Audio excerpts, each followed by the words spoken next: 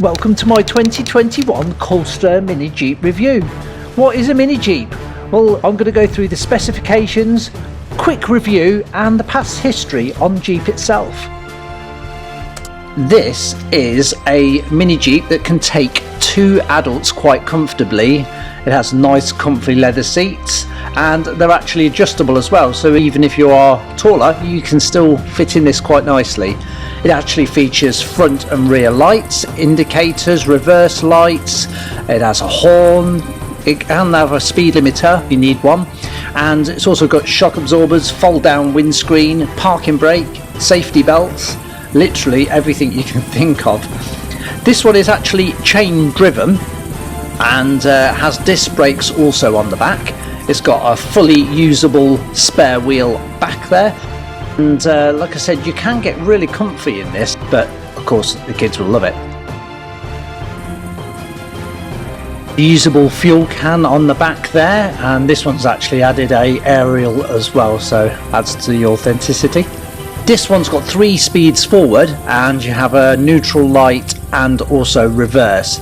Some of the 2021s actually feature a indicator to tell you which gear you're in.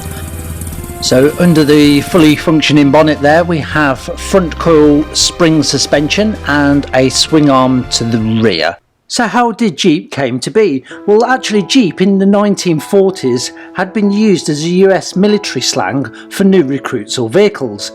In 1941 the name Jeep then came tied to this lightweight military 4x4, arguably the oldest four-wheel mass-produced vehicle for the United States Armed Forces and their allies during World War II, as well as the post-war period. The Army contacted 135 companies to create a working prototype of a four-wheel drive reconnaissance car. But believe it or not, only 2 companies responded, American Bantam Car Company and Willys Overland. The Army set in a seemingly impossible 49 days to supply a working prototype. Willys asked for more time but was refused. Bantam's blueprints and bid was submitted. Much of the vehicle could be assembled from off-the-shelf automotive parts, and custom four-wheel drivetrain components were supplied by Spicer. The vehicle met all of the Army's criteria except for one, which was engine torque.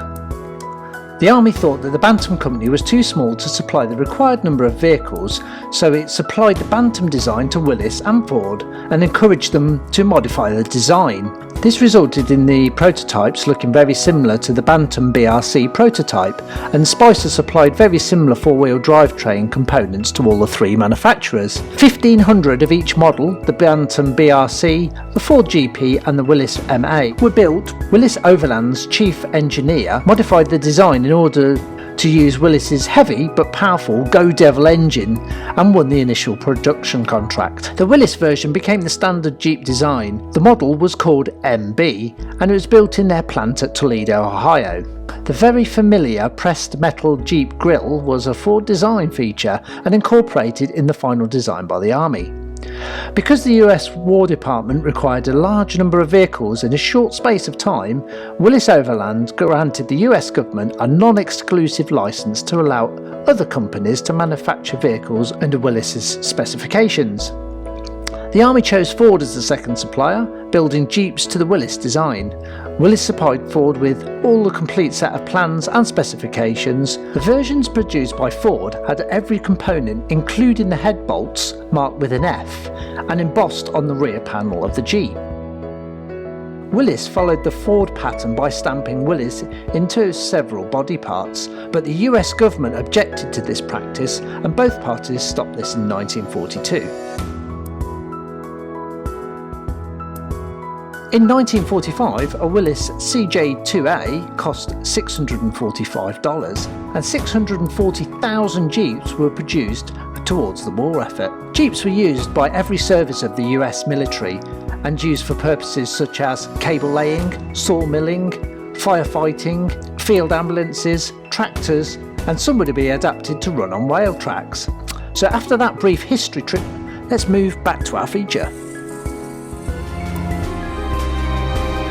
This 125 4-stroke CC engine provides enough power to actually pull 270 pounds in weight capacity. So 2 adults, not a problem. Fuel capacity is 1 gallon, so that extra spare tank will allow you a further range. You can also change the off-road tyres. I'm actually leaving these ones on, so they are a little bit noisier on the road, but fine for off-roading.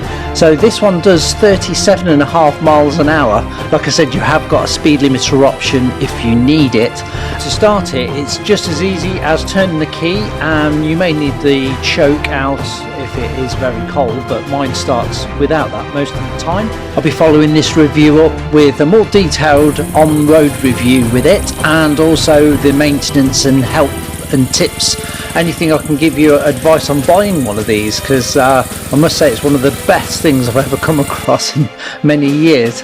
Also have some upgrades that I will be doing, so I'll keep you posted on these. Please tune back in and I'll give you more reviews and my further thoughts on off-roading in this mini Jeep.